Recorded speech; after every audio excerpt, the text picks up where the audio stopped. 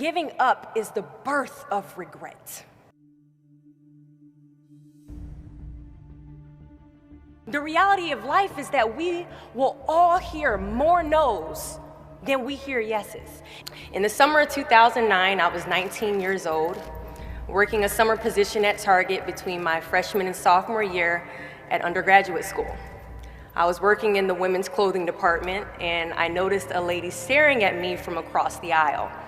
I figured she probably had a few screws loose, so I attempted to ignore her very intense stares. She eventually manages to make her way a little bit closer and closer to me where I was working until she eventually walks up to me and says, "Hello." I say the famous Target quote, which is, "Hi, may I help you find something?" She then asks me, "Were you born in this country?" And I was immediately offended. And I said, "Yeah, I was born in this country." And then she says, "Do you have any kids?" I said, "No, I don't have any kids." She then asked me if I was married, and then I said, "No, ma'am, I am not married." She says, "How old are you?" I said, 19. "May I help you find something?" She then says, "You are the most beautiful girl I have seen." And I said, "Oh, thank you." I didn't work that much for my makeup, but I did the best I could, but thank you. And then she says, "I think you could be the next Miss USA." And I stare at her in pure disgust and said, "Pageants? You're telling me pageants, like Sandra Bullock, Miss Congeniality. Pageants? You think I should compete in pageants? I'm in the Army, okay? We don't do pageants in the Army." She then asked me to meet her at Starbucks the very next day before my next shift at Target. And she just wanted to do a little bit of explaining when it comes to what pageants is. And apparently I was a pretty open-minded 19-year-old because I actually agreed to meet her the very next day. The next day, she brought this foot-tall stack of pageant books and proceeds to convince me to enter into a state pageant 3 months later. For those who do not know, when it comes to Miss USA, you have to win your state first, okay? So 3 months later, I compete in my first pageant, and I lose. I go back the second year, compete in the state pageant. I lose. Go back the third year, compete in the state pageant, and lose. Go back the fourth year, compete in the same pageant, and lose. I go back the fifth year, y'all, compete in the state pageant and lose. But guess what? I go back the sixth year. Guess what happens? I lose.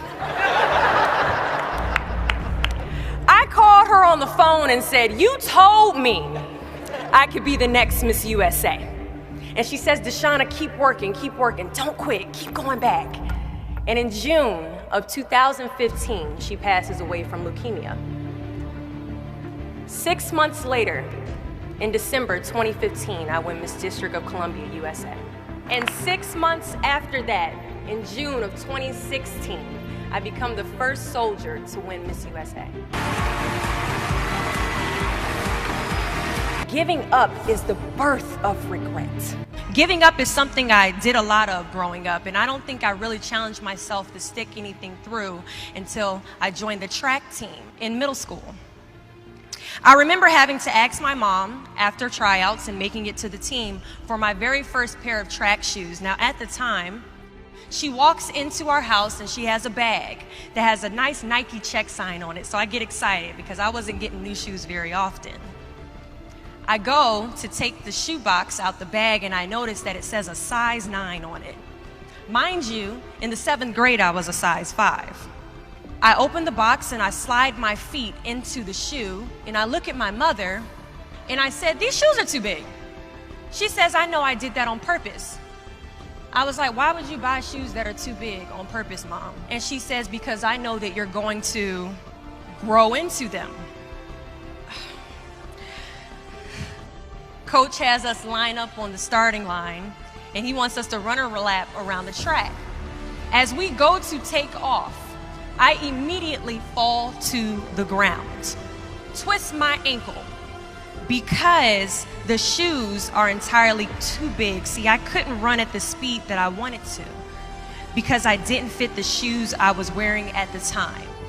Now, many of us have goals we're trying to achieve, but the person we are right now is not the person that we need to be when we cross the finish line to our dreams. So we must walk and pace ourselves on this journey to our goals, because we haven't grown enough in ourselves to fit the shoes that we need to achieve our aspirations. At times, our purpose drops in our laps as if the heavens threw it by accident. I ask only one thing of you all today after you leave this building. Do not fear failure, but please be terrified of regret. As giving up is the birth of regret. After you walk out this door, you will receive 100 doors shut, slam in your face. You will have 100 moments that will be filled with someone telling you no, or telling you, thank you for your application, but we regret to inform you that we've chosen a different candidate for this job. You will sit in 100 different interviews and you will not get the job. The reality of life is that we will all hear more no's than we hear yeses. And we will fail a lot, and I mean a whole lot.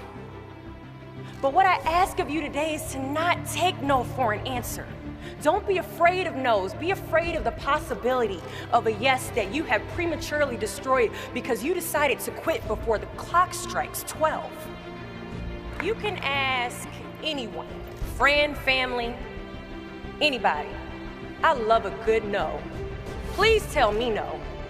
Telling me no is like adding fuel to a fire that is now set ablaze because of your single no. I love additional reasons to work harder. Please give me a reason. So today I challenge you to fight, to work, to not stop here, to believe so heavily in your aspirations that you too will not fear the word no, but instead you will choose to welcome it. Thank you.